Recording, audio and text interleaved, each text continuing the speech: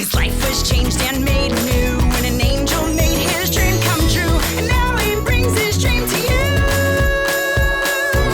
In a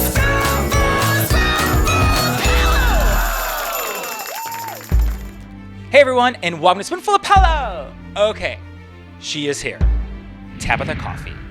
Season 5 of Tabatha Takes Over premieres this Thursday on Bravo, and you don't want to miss it, because it's full of excitement, drama, and tough love. Now I got my haircut, I got my Tabatha outfit, and I'm ready to go.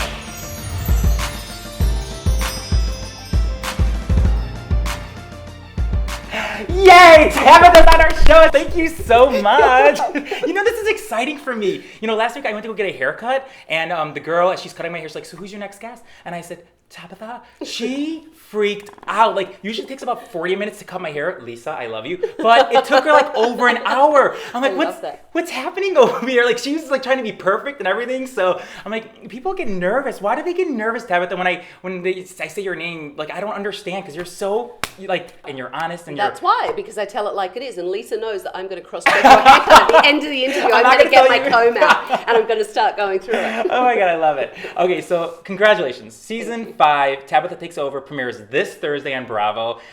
How exciting. You're just fantastic on it, so congratulations. Thank you. So let's just the premise of the show. For those of them who are tuning in, which you should be tuning in, it's basically business owners write to you and they're asking you for help, right? Right, so it's businesses that are failing. Sometimes it's financial, struggles. Sometimes it's interpersonal relationships between management and staff, a whole multitude of different reasons.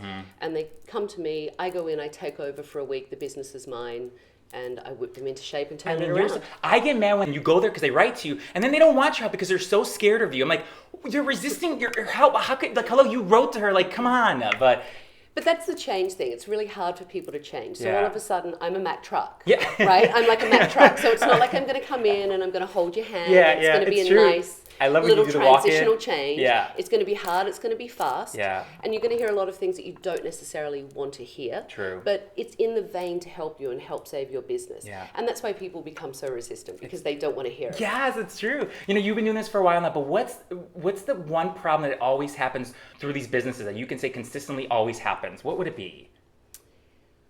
A lot of complacency. People become really complacent and they think they're doing a great job, and sometimes they are. Sometimes they're providing a great service, but they're not giving great customer service, or they're providing a great service, but they're not great leaders and taking care of their staff. So as soon as complacency starts to slip in, then everything else kind of chips away as well. And I also think that people just become so overwhelmed. Yes. The financial burden becomes too much, or the staff become out of control, and people just...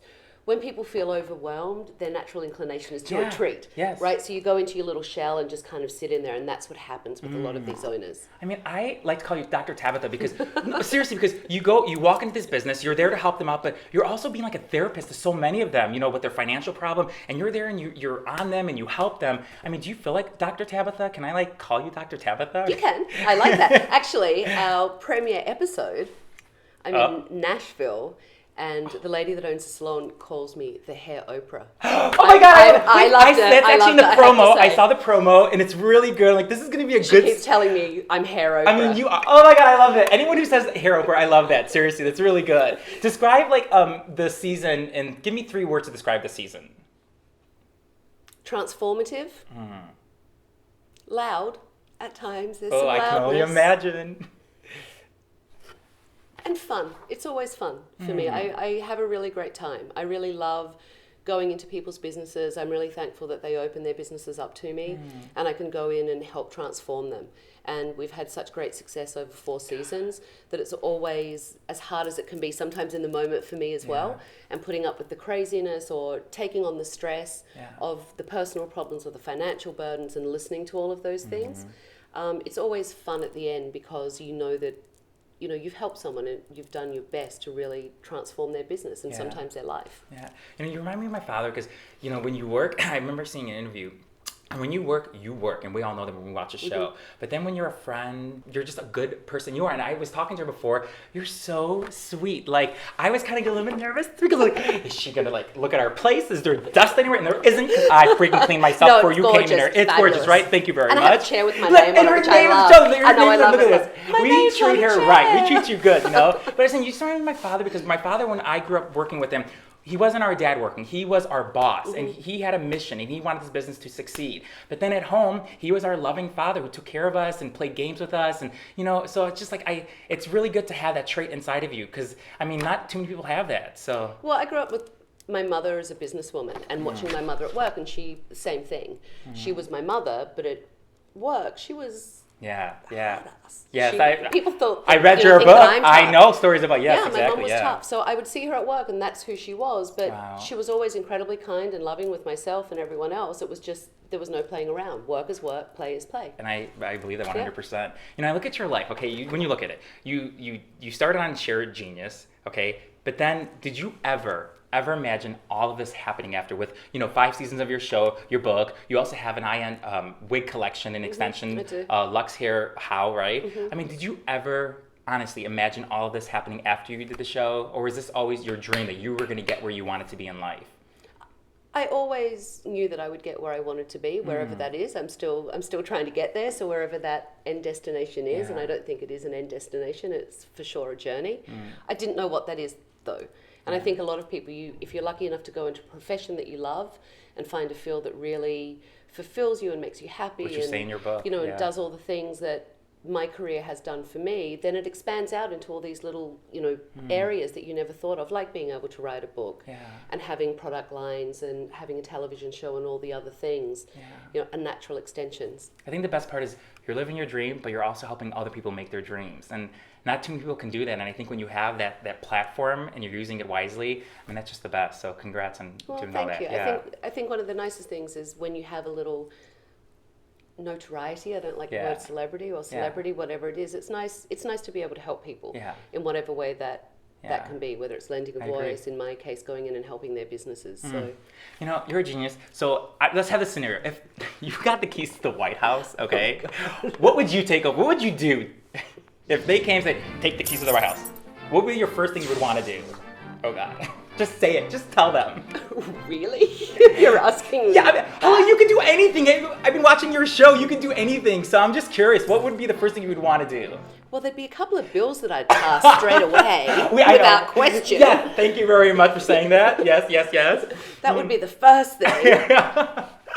I'm curious, define what beauty means to you.